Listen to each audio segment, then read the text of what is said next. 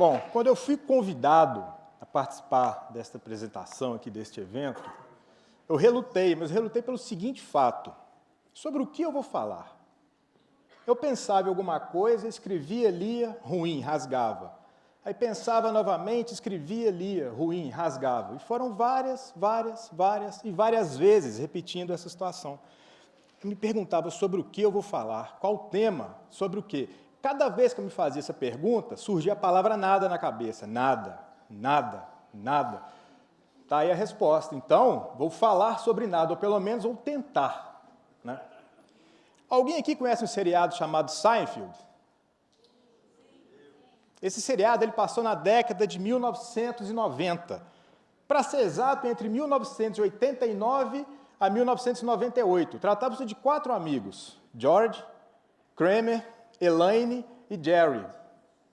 O interessante desse seriado é que não era um seriado policial, parecido com Law & Order, não era um seriado médico, estilo Dr. House, não era um seriado que abordava temas de guerra, temas de romance. Ele falava sobre nada. Simplesmente isso. Ficou no ar por 9 temporadas, 180 episódios falando sobre nada. Daí a gente já começa a ver a importância que o nada tem. E ele só foi descontinuado, só deixou de ser exibido porque um dos diretores resolveu assumir uma outra produção. Então eles ficaram com medo de cair a qualidade, de perder a mão, como se diz, né? Então resolveram parar, mas ainda podia durar mais 1, 2 temporadas, ou seja, 11ª temporada, falando sobre nada. Para me ajudar a esclarecer o que é o nada, eu vou trazer 2 auxílios. Um, campo formal, que é o dicionário, e o segundo, na área da filosofia. Filosofia é interessante que ela é aberta, ela é livre.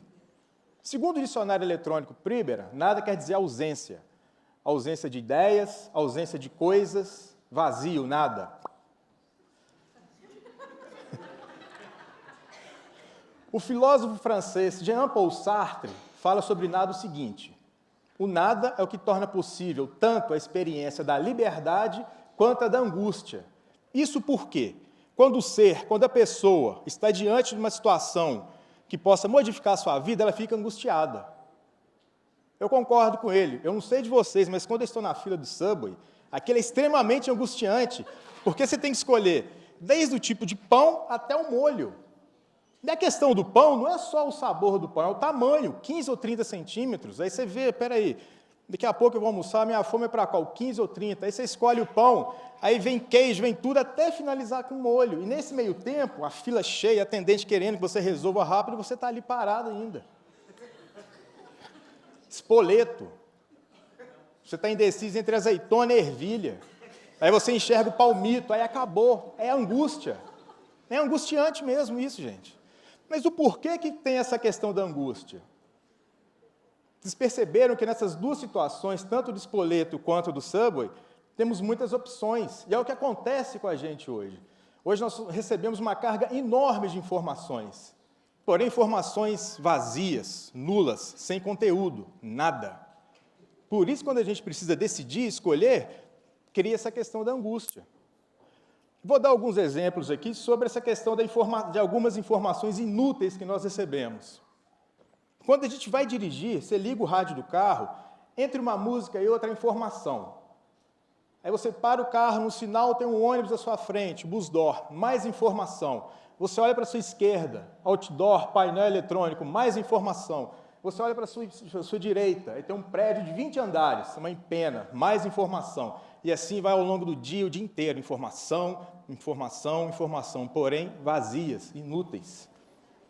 O escritor israelense Yuval Harari, no seu livro 21 Ideias para o Século XXI, tem uma frase que é muito interessante. No mundo atual, somos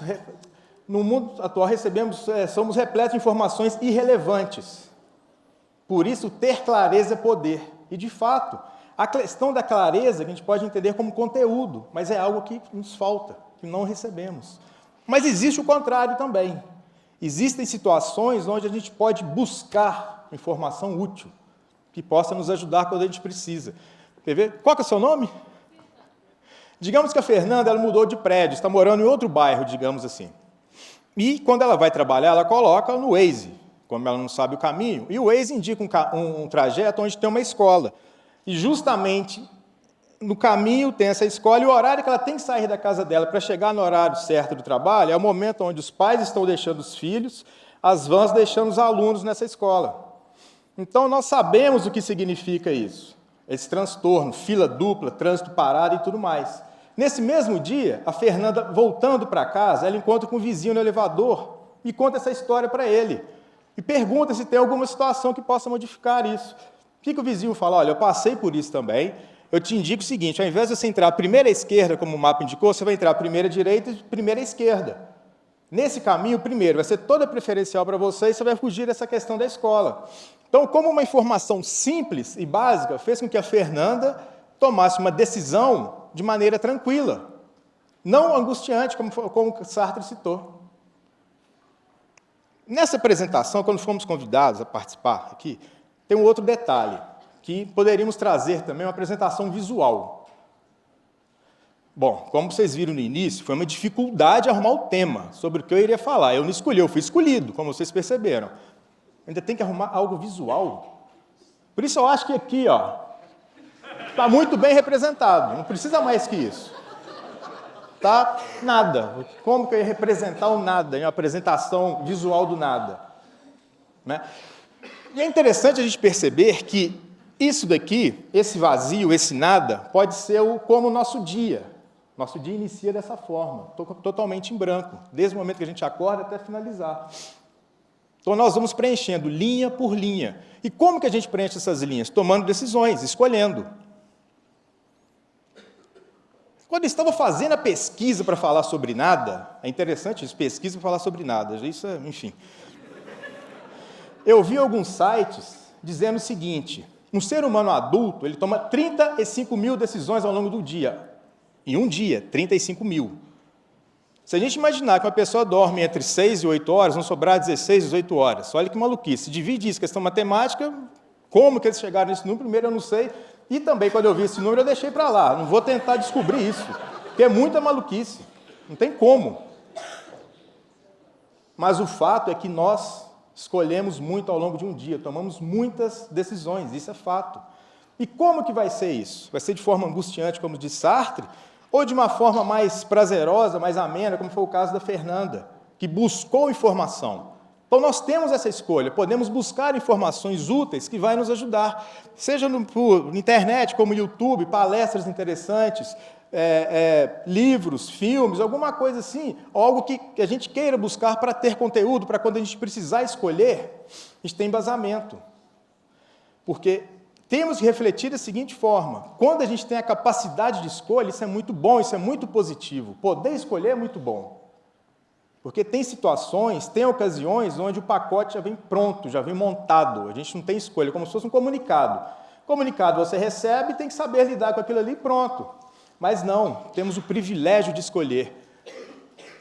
Ali é o nosso dia, então a cada momento nós vamos selecionando, a cada etapa do dia, vamos escolhendo, escolhendo, escolhendo.